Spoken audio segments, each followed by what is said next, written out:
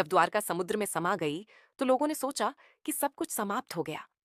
लेकिन सच्चाई यह थी कि यह अंत नहीं, बल्कि एक युग का मौन था। उस रात न आकाश गरजा और न समुद्र उफना। वातावरण असाधारण रूप से शांत था, मानो स्वयं प्रकृति भगवान श्री कृष्ण की लीला को साक्षी बनकर देख रही हो। कहा जाता है कि जब समुद्र आगे बढ़ा तो द्वारका ने कोई विरोध नहीं किया, क्योंकि यह विनाश नहीं बल्कि स्वीकृति थी। श्री कृष्ण जानते थे कि जब धर्म अपना मार्ग बदलता है तो संसार को भी नया रास्ता चुनना पड़ता है। द्वारका केवल सोने और वैभव का नगर नहीं थी, बल्कि धर्म, नीति और विवेक का प्रतीक थी। लेकिन कृष्ण ने मानव को यह सिखाया कि वैभव स्थायी नहीं होता, स्थायी केवल धर्म होता है।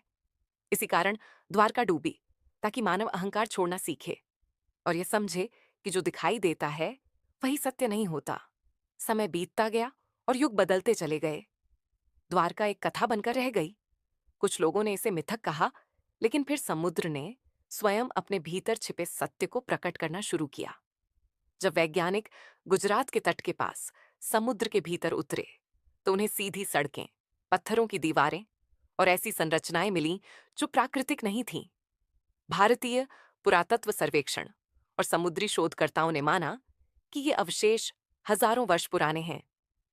अब प्रश्न उठता है कि यदि द्वारका केवल कहानी है तो समुद्र के नीचे मिला यह नगर किसका है? भक्त मानते हैं कि यही वही द्वारका है जिसे भगवान श्री कृष्ण ने बसाया था, और वैज्ञानिक इसे प्राचीन सभ्यता का प्रमाण कहते हैं। लेकिन दोनों एक बात पर सहमत हैं कि यह साधारण नहीं है।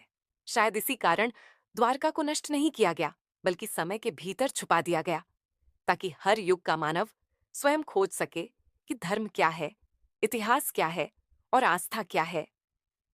आज भी जब द्वारका में संध्या आरती होती है तो ऐसा प्रतीत होता है मानो समुद्र भी उसे सुन रहा हो, क्योंकि द्वारका पानी में नहीं बल्कि आस्था में बसी हुई है।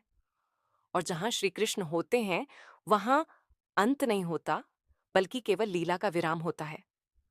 और अगर ये कथा आपके हृदय को छू गई हो, अगर आपको भी श्री कृष्ण की लीला में आस्था महसूस होती हो, तो इस वीडियो को एक छोटा सा आशीर्वाद समझकर लाइक करें।